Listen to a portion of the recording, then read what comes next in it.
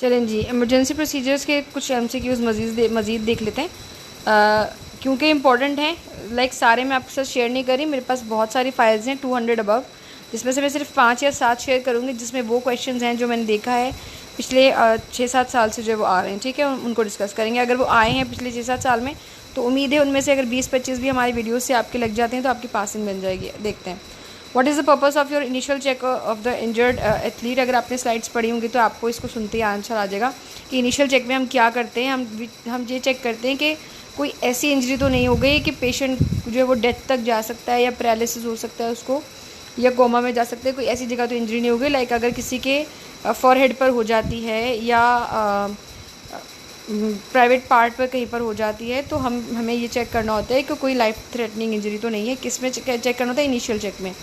One of the role of emergency team का क्या काम होता है? Direct EMS to the scene. अगर आपके पास जो एम्बुलेंस होती है, सारा मेडिकल सिस्टम वहाँ पर अरेंज होता है, तो जो इमरजेंसी टीम का जो काम ये होता है कि जैसे ही इंजरी हो गई, जब तक आपके पास आपका फिजियोथेरेपिस्ट जो है वो पहुँच रहा है, जो आपका मेडिकल टीम का डिपार्टमेंट में से कोई भी जो है वो हेड आपको लीड करने के लिए, गाइड करने के लिए पहुँच रहा है, तब तक आप एम्बुलेंस टीम में सबको रेडी कर दें कि हम पेशेंट लेकर आ रहे हैं, और वो फिर जो है वो एम्बुलेंस को डायरेक्ट हॉस्पिटल तक पहुंचा दे। लाइक जो एम्बुलेंस वगैरह का सिस्टम है, सीन पर वो कहाँ है, कैसा है, रेडी है या नहीं है, इस सब की जो है वो इमरजेंसी टीम का काम होता है कि वो उसको मेंटेन करे, मैनेज करे सारा। ठीक है। Physical examination of critical injured athlete. अब देखो ये ना, इसकी एक स्लाइड है पूरी 40-45 पेजेस की।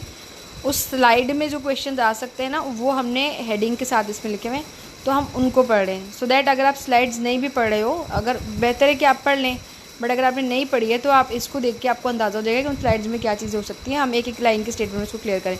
गोल्डन आवर हम किसे कहते हैं? Minimum time to get the injured athlete to the trauma centre.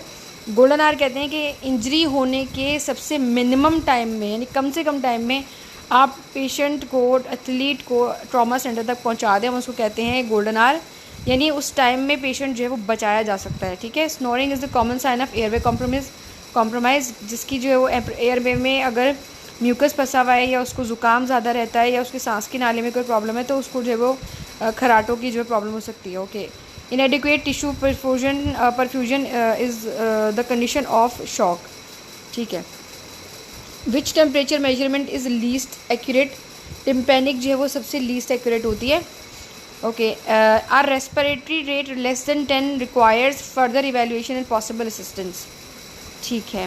Which of the following is considered gold standard for advance airway techniques. हम कहते हैं एंडोट्रेकियल इंट्यूबेशन के थ्रू जो है वो हम एयरवे टेक्निक, मतलब is one of the airway technique जो गोल्ड स्टैंडर्ड है।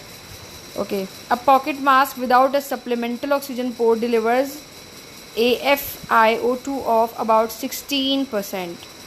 ठीक है। लाइक वो मास्क नहीं होते हैं जिसमें छोटा सा सुराख बना हुआ होता है और छोटी सी लाइक डॉट सी होती है जिसमें से आप सांस ले सकते हो, और बाकी मास्क ऐसे होते हैं जिसमें से वो डायरेक्ट कपड़ा ही होता है या कॉटन का कुछ, जो आपके मुंह से आपको बड़ी प्रेशर के साथ सांस लेना पड़ता है।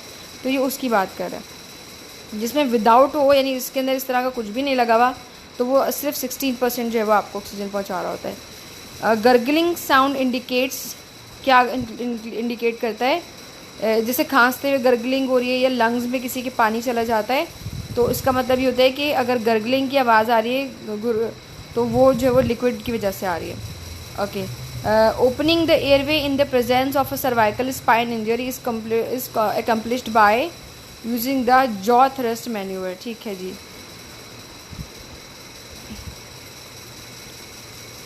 जॉ थ्रस्ट मैन्यूवर, हाँ मैंने कहना था कि जॉ थ्रस्ट मैन्यूवर फिजियोथेरेपिस्ट से ज़्यादा कायरोप्रैक्टर्स यूज़ कर रहे होते हैं, क्योंकि हमारे यहाँ इसको प्रैक्टिकली परफॉर्म करने के लिए इतने पेशेंट्स अवेलेबल नहीं होते, और ये बहुत बारीकी वाला काम है। ठीक है। बट ये नाम याद कर लें तो बस आपका पेपर क्लियर हो जाएगा। बाकी वो जो प्रैक्टिकल है वो तो फिर आपके डिपार्टमेंट पर डिपेंड करता है। सडन कार्डिक डेथ में के कुछ MCQ देख लेते हैं। Which of the following condition causes the most death annually in the United States? Sudden cardiac arrest. When you see a person collapse you should do first go to the person assess him. जाइए और उसको assess कीजिए, देखिए कि क्या हुआ है, नब्ज़ वगैरह चेक करें उसकी। All of the following are recognised cause of SCA except sudden fibrillation syndrome. Okay. The following is the characteristic of ads.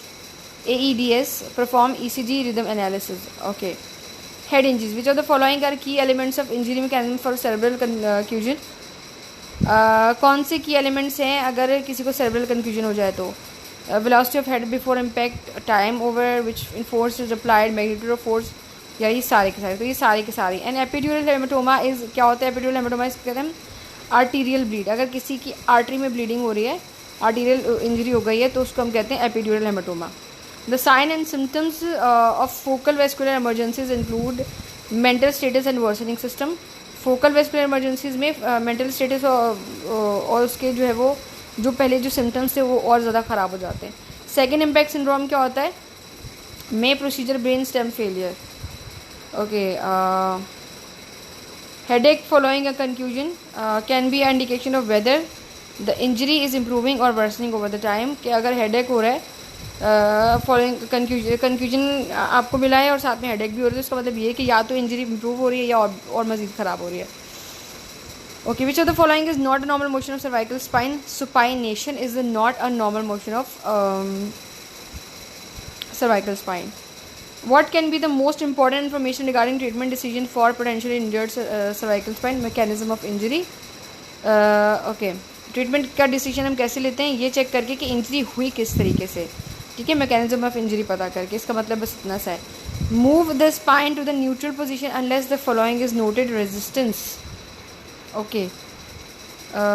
The major goal of spinal mobilisation is to maintain neutral and inline position. When a force is applied through the length of the spine is known as axial loading.